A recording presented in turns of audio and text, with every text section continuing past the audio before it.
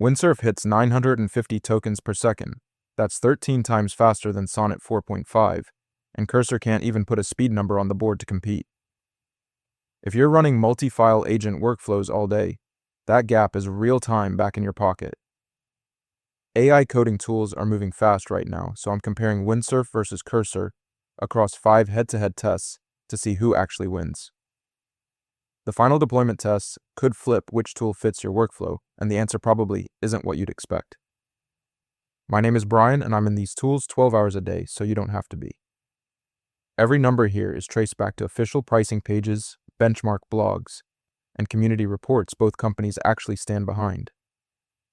If you're shipping code daily and paying $20 or more a month for an AI tool, picking the wrong one costs you real hours. Test 1. Cost. The day you hit your quota mid-sprint and realize you're locked out until the reset, that's when pricing structure stops being abstract. Both Windsurf and Cursor charge $20 a month at the Pro tier and $200 at the top. So on paper, this looks like a non-test. But there's a wrinkle in the middle tiers that actually matters to a lot of people. I pulled the official pricing pages for both tools, and what I found is pretty much a mirror image. Pro is $20 a month on both sides. Top tier, Windsurf Max and Cursor Ultra, both land at $200 a month. Teams pricing is $40 per user per month on both.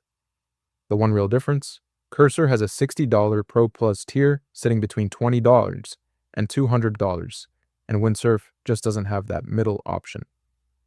Worth keeping in mind though, the community has flagged that Windsurf's quota reset mechanics got messy after a March 2026 overhaul, so the sticker price and the actual value you get per month can feel pretty different in practice. If you're on the Pro tier and you burn through your quota fast, that $60 Cursor Pro Plus option starts looking a lot more interesting than the identical $20 price suggests. The pricing turns out to be basically identical across every tier. $20, $200, $40 per user, all matched. Cursor's $60 Pro Plus is a small edge for people who need a middle rung, but it's not enough to call a winner. Cost is a tie. Scoreboard stays at 0-0, one tied. Test 2. Coding benchmark performance. A lot of you are probably thinking benchmarks are just marketing numbers. Why should I care? And yeah, that's a fair objection. But when you're picking a tool to write production code, the benchmark score is the closest thing you've got to a signal before you spend 40 hours in the tool and find out the hard way. What surprised me here is how one-sided the data is, and not in the way I expected. Cursor's internal Cursor Bench 3.2 shows a top score of 70.5 for Claude Fable 5 Max, which is vendor reported and not independently reproducible, so keep that in mind. Windsurf's SWE 1.5 scores 40.08% on SWE Bench verified, matching Claude Sonnet, but that's community reported. And these are different evals on different setups, so a direct comparison is genuinely hard. Cursor takes this one on the published numbers, 70.5 on Cursor Bench versus Windsurf's 40.08% on a completely different eval. These aren't apples to apples, but Cursor is the only one with a high scoring internal benchmark to point at. That puts the scoreboard at Cursor 1, Windsurf 0, with one tied. Test 3. Speed. 950 tokens per second. That's the number Windsurf is putting on the board for SWE 1.5. When you're literally hammering an agent through a 3,000-line refactor, and every second of wait time breaks your focus, inference speed stops being a spec sheet detail, and starts being the reason you close one tool and open the other. I looked hard for a Cursor speed figure and I couldn't find one.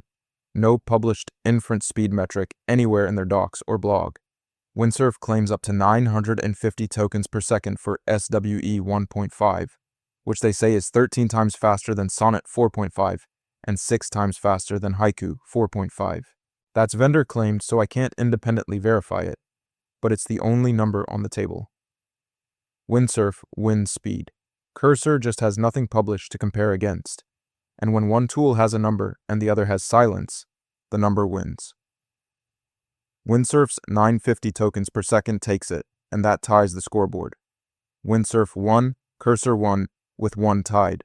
Alright, so we're at a tie on the scoreboard, and there are still context limits and deployment to get through. and context is the one that could completely change which tool fits your actual workflow. If your agent loses track of files halfway through a big task, speed and benchmark scores stop mattering entirely. So let's talk about that. Test 4. Context and output limits. The day your AI agent starts forgetting what it did 3 files ago and starts rewriting code it already touched, that's a context problem, and it costs you debugging time you didn't budget for. If you're running a global rules file across a big code base, knowing exactly how many tokens that file can hold is not a nice to have. What I found here is pretty one-sided. Windsurf has a community-reported 6,000 token global rules context limit and a fast context feature that finds files and lines in milliseconds, vendor claimed on the fast context side.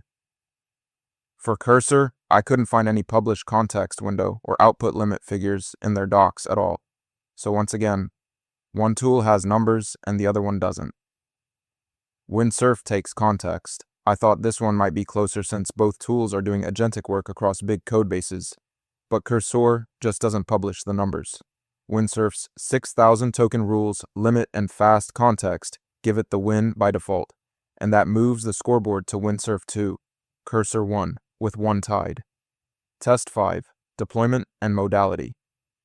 If you're on a JetBrains IDE or Vim and your new AI tool only works as a VS Code fork, you're not switching your whole dev environment for it. That's a real cost. 40 plus IDE plugins versus one VS Code fork is a gap that matters the moment your team isn't all on VS Code. I checked the official comparison pages and here's what we got. Windsurf runs as a plugin across 40 plus IDEs. JetBrains, Vim, NeoVim, Xcode, all covered, plus Devon Desktop with local and cloud agents. Cursor is a VS Code fork, so it's tied to that surface, but it does add CLI, Slack integration, and cloud agents. Model support is identical on both sides. OpenAI, Anthropic, and Google, with MCP on both.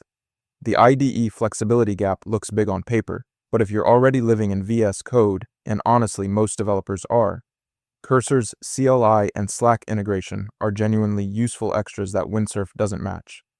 So which deployment setup wins kind of depends on how your team actually works day to day, and that's a use case call, not a spec sheet call.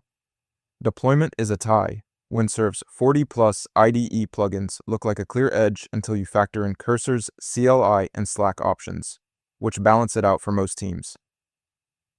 Both have real strengths here depending on your setup, so the final scoreboard lands at Windsurf 2, Cursor 1, 2, tied. Windsurf wins on speed, up to 950 tokens per second, 13 times faster than Sonnet 4.5.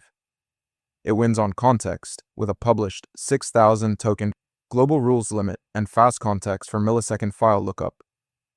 And it wins on IDE flexibility, with plugins for 40 plus environments, including JetBrains, Vim, NeoVim, and Xcode. Cascade's autonomous multi-file planning is the thing Cursor just doesn't match. Cursor wins on benchmark scores. Cursor Bench 3.2 tops out at 70.5, with Claude Fable 5 Max.